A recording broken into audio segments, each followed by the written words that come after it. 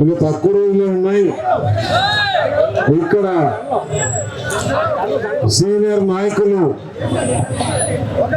బండారు సత్యనారాయణమూర్తి గారు తెలుగుదేశం అభ్యర్థిగా మీరు ముందుకు వచ్చారు.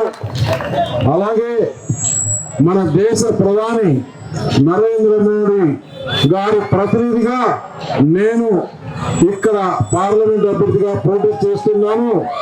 ఇంకా సమయం తక్కువ ఉంది. నేను చూసా మాడుగుల నియోజకవర్గం చాలా వెనుకబడి ఉంది.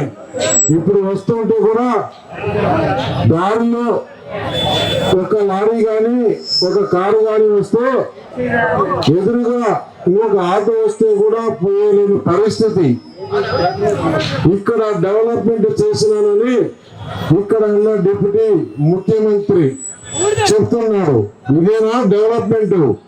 నేను మాడుగులో తిరుగుతా, మీడియా వాళ్ళందరినీ తీసుకొని వస్తా, ఊర్లో పెద్ద మనుషులందరినీ తీసుకొని వస్తా, నా అందరూ తిరుగు, నేను డెవలప్మెంట్ చేసేది చూపిస్తా, నువ్వు డెవలప్మెంట్ చేసేది చూపిస్తా, ఏది కరెక్ట్ అయితే వారికి ఓట్ అయిందని చెప్పేసి అడుగుతున్నా. ఇది కాదయ్యా డెవలప్మెంట్.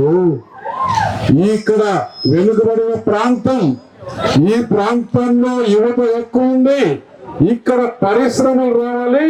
ఇక్కడ మొత్తం మాడుగుల్లో కూడా డబుల్ రోడ్లు రావాలి. ఇక్కడ ఏదైతే ఉత్తరాంధ్ర సుగమ శ్రమం తీసుకొచ్చి మాడుగుల కాన్స్టిట్యున్సీ అంతా కూడా, మాడుగుల నియోజకవర్గం అంతా కూడా రైతాంగానికి నీళ్లు ఇచ్చి ఇక్కడ మంచి పంటలు పండించాలి.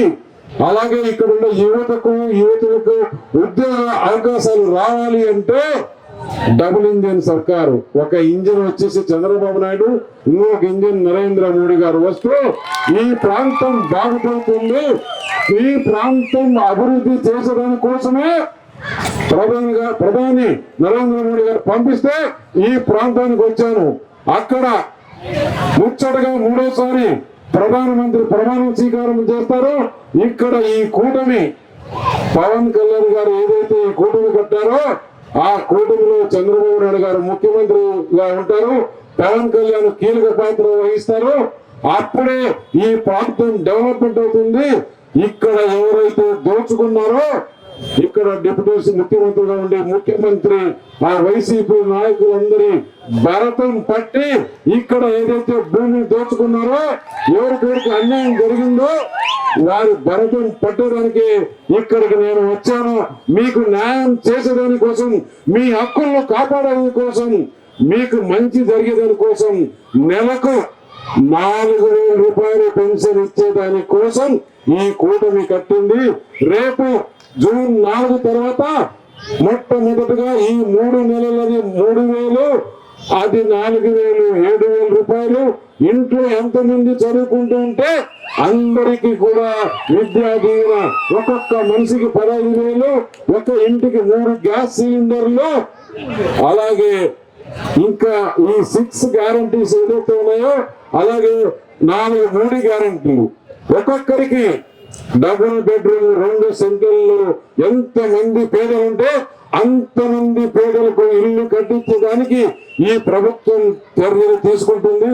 అలాగే ఇంటింటికి మంచినీటి వసతి, మంచి స్కూల్స్, ఈ ప్రాంతంలో కాలేజీల్లో ఎడ్యుకేషన్ చాలా బాగా ఉంది. విద్యను ఏ విధంగా అభివృద్ధి చేయాలి, మంచి క్వాలిటీ స్కూల్స్ రావాలి, ఉపాధ్యాయ పోస్టులు భర్తీ చేయాలి, అందరికి ఉద్యోగాలు రావాలి అంటే ఈ కూటమి రావాలి. మనకు మంచి రోజులు వచ్చినాయి. మీరు ఒక్క అవకాశం నాకు ఇవ్వండి, మరిచిపోలేని విధంగా అభివృద్ధి చేసి చూపిస్తాను అని మీకు మాట ఇస్తున్నా. సీనియర్ నాయకులు బండారు సత్యనారాయణ గారు నేను కలిసి ఇక్కడ పనిచేస్తూ మీ సమస్యలు లేకుండా చేస్తాం. నేను మాటిస్తున్నాను, మీకు వెంట ఉంటాను. ఈ ప్రాంతం అభివృద్ధి చేసేంత వరకు నిద్ర పోను అని మీకు మాటిస్తూ, ఇంకా కూడా చాలా ప్రోగ్రామ్స్ ఉన్నాయి, మీరందరూ కూడా అక్కడ రావాల్సిందిగా కోరుచు. ఒకటే చెప్తున్నా, ఈ 15 రోజులు మీరు మొట్టమొదటి ఓటు కమలం, రెండో ఓటు సైకిల్. మీకు ఒక కంటిలో కమలమే కనపడాలి, ఇంకో కంటిలో సైకిలే కనపడాలి అని చెప్పి తెలియజేస్తూ ఈ అవకాశం ఇచ్చిన ఈ గ్రామ పెద్దలకందరికీ నమస్కారం.